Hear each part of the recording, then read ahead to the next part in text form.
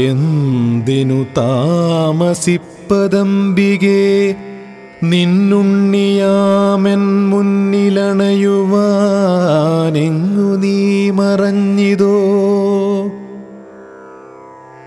എത്ര നാളമ്മേ നിന്നെ തിരഞ്ഞും കൊണ്ടീ വിധം ഹൃത്തടം കരിഞ്ഞു നീ കേണുകേണലയേണ്ടു.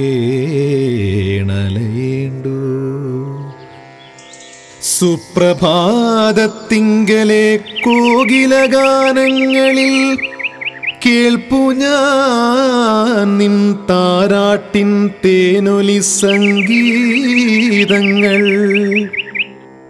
തൊൽക്കര മൃദുഘോഷം മാറ്റൊലിക്കൊള്ളുന്നിതേ നൽകുളിർ പൂഞ്ചോലതൻ ലോലകല്ലോലങ്ങളിൽ. നിൻ പാദപത്മത്തിൻ്റെ പാടുകൾ കണ്ടിടുന്നു ചെമ്പനീർ പുഷ്പങ്ങളിൽ സുന്ദരം സമ്മോഹനം. കവിത അമ്മയാണ്. ജീവിതത്തിന്റെ ദുരിതപർവങ്ങളിൽ സ്നേഹവും സാന്ത്വനവും പകർന്ന് അപ്രതീക്ഷിത നേരങ്ങളിൽ കവിതയുടെ ഒളിവട്ടം പകരുന്ന അണയാത്ത സർഗാനുഭവം. പാട്ടുനിർത്തി പറയാതെ പറന്നകന്ന ഈ പൂങ്കുയിൽ ഇവിടെ ഇത്തിരി നേരം കൂടി.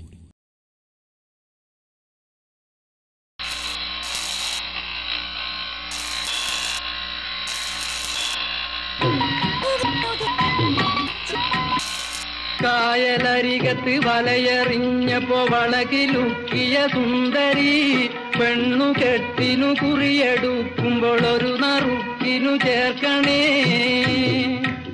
കായലരികത്ത് വലയെറിഞ്ഞപ്പോ വളകിലുക്കിയ സുന്ദരി പെണ്ണു കെട്ടിനു കുറിയെടുക്കുമ്പോൾ ഒരു നറുക്കിനു ചേർക്കണേ.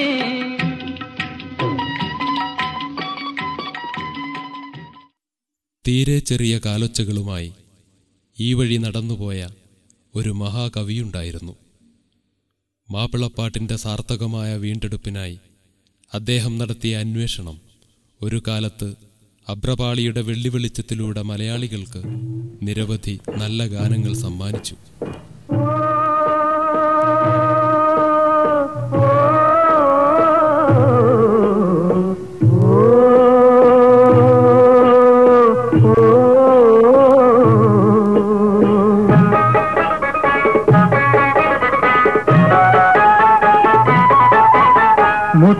നവരത്നമുഖം കത്തിടും മയാളെ നെഞ്ചൊളിവില് കഞ്ചമേറും പഞ്ചക.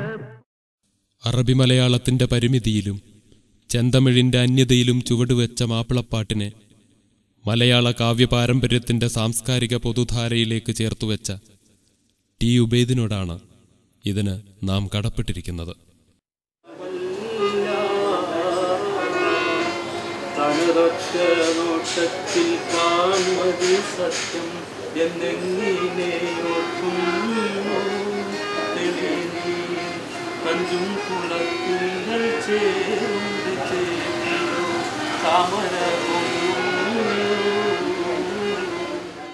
പഴയകാലത്ത് ബൈദ്വാഷന്നെ അതിനെപ്പറ്റി പറഞ്ഞിട്ടുണ്ട്. എൻ്റെ കുട്ടിക്കാലം കടന്നുപോയത് മാപ്പിളപ്പാട്ടിൻ്റെ മണിനാദം കേട്ടുകൊണ്ടാണ്.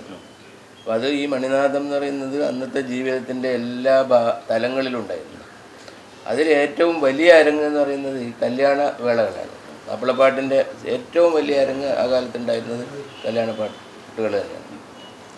ആ കാലത്തെ പാട്ടുകൾ ഏതെങ്കിലും ഓർമ്മയുണ്ടോ?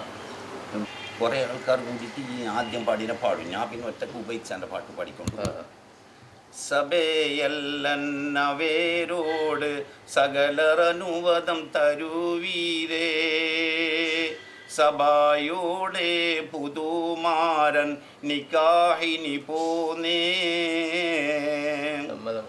പുതുതായ പുതുക്കത്താൽ പുതുകി പുതുമണം പുതുമേയാൽ പുകഴ്ചയിൽ പുതുമാരൻ പുറപ്പെടുന്നേ. മഹാകവി മോയിൻകുട്ടി വൈദ്യരുടെ മികവാർന്ന രചനകളുടെ ചരിത്ര വഴികളിൽ നിന്നാണ് ഉബൈദ് ഇതിനുള്ള ഊർജം സംഭരിച്ചത്. മോയിൻകുട്ടി വൈദ്യർ ബാക്കി വെച്ചുപോയ സൂര്യതേജസ്സിനെ കണ്ടെടുക്കാനും അതിൻ്റെ ഇശൽ പെരുമകൾ മലയാളത്തിൻ്റെ തങ്കത്തികവാർന്ന കാവ്യപാരമ്പര്യത്തോട് ചേർത്തുവെക്കാനും ഉബൈദ് നടത്തിയ പരിശ്രമങ്ങളുടെ ഭാഗമായാണ് മാപ്പിളപ്പാട്ടിനു വേണ്ടിയുള്ള ഈ നിത്യസ്മാരകം ഇവിടെ തല ഉയർത്തി നിൽക്കുന്നത്.